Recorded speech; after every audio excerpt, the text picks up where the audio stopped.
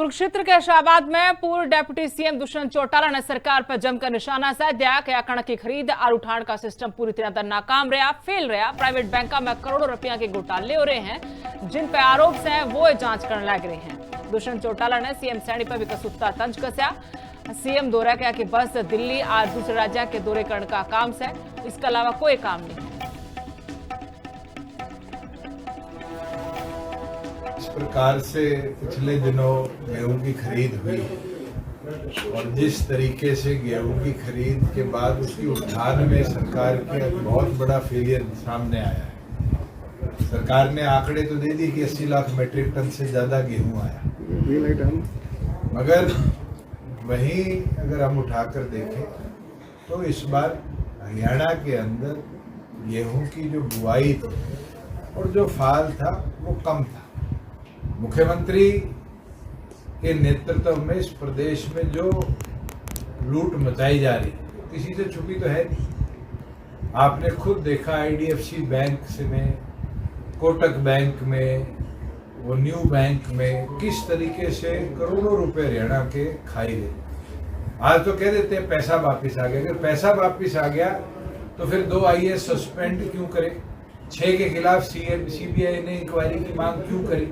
और मुख्यमंत्री के पास 2 ही काम है, या तो दिल्ली भ्रमण या फिर पंजाब, बंगाल, असम, अलग अलग स्टेटों में जाकर भ्रमण करे। इस प्रदेश के आम कुरुक्षेत्र के शाहबाद में पूर्व डिप्टी सीएम दुष्यंत चौटाला ने सरकार पर जमकर निशाना साधा कि कणक की खरीद और उठाण का सिस्टम पूरी तरह नाकाम रहा, फेल रहा। प्राइवेट बैंकों में करोड़ों रुपया के घोटाले हो रहे हैं, जिन पर आरोप हैं वो जांच करने लग रहे हैं। दुष्यंत चौटाला ने सीएम सैनी पर भी कसूता तंज कसया।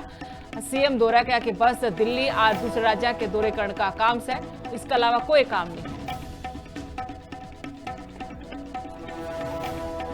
इस प्रकार से पिछले दिनों गेहूं की खरीद हुई और जिस तरीके से गेहूं की खरीद के बाद उसकी उठान में सरकार की एक बहुत बड़ा फेलियर सामने आया है। सरकार ने आंकड़े तो दे दिए कि 80 लाख मीट्रिक टन से ज्यादा गेहूं आया, मगर वहीं अगर हम उठाकर देखें तो इस बार हरियाणा के अंदर गेहूं की जो बुआई थी और जो फाल था वो कम था। मुख्यमंत्री के नेतृत्व में इस प्रदेश में जो लूट मचाई जा रही है किसी से छुपी तो है नहीं। आपने खुद देखा IDFC बैंक से में, कोटक बैंक में, वो न्यू बैंक में किस तरीके से करोड़ों रुपए हरियाणा के खाई गए।